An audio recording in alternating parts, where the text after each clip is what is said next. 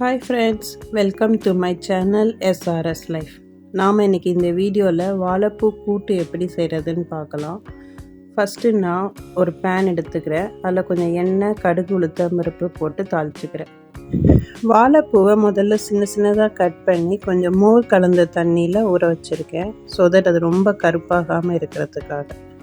கடுகு வெடித்ததுக்கப்புறம் வெங்காயத்தையும் தக்காளியும் போட்டு வதக்குறோம். நான் கொஞ்சம் பச்சை மிளகாய் யூஸ் பண்ணியிருக்கேன் காரத்துக்காக. வெங்காயம் நல்லா வதங்கணும். வெங்காயம் வதங்கும் போதே நான் உப்பு கொஞ்சம் ஆட் பண்ணிக்கிறேன். 2 ஸ்பூன் உப்பு ஆட் பண்ணிக்கிறேன். வெங்காயம் வதங்கினோன்னே நம்ம தக்காளி ஆட் பண்ணுறோம். இந்த வாழைப்பூ உடம்புக்கு ரொம்ப நல்லது. இதை நம்ம கட் பண்ணும்போது சின்ன சின்னதாக கட் பண்ணி மோர் கலந்த தண்ணியில் இல்லைன்னா அரிசி கலந்த தண்ணியில் ஊற வைக்கலாம். அது கொஞ்சம் கருப்பாகாமல் இருக்கும். இல்லைன்னா அது கட் பண்ண உடனே கொஞ்சம் பிளாக்காக ஆரம்பிச்சிடும்.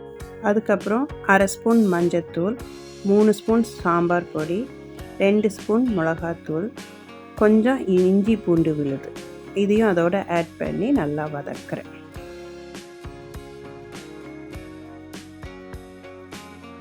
எல்லாம் நல்லா வதங்கினதுக்கப்புறம் கொஞ்சம் தண்ணி ஊற்றி அந்த பூவை நல்லா வேக வைக்கிறோம். வாழைப்பூ கொஞ்சம் நேரம் வேக வைக்கிறோம்.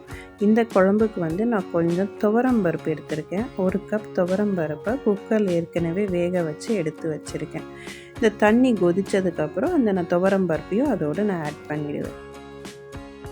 இந்த குழம்பு நல்லா கொதித்தோன்னே கொஞ்சம் கொரியாண்டர் லீவ்ஸ் இருந்தால் அதை கொஞ்சம் நீங்கள் ஆட் பண்ணிக்கலாம். நம்ம அட்டகாசமான வாழைப்பூ கூட்டு ready. Thank you friends. See you in next video. Please support and subscribe SRS Life. Bye bye.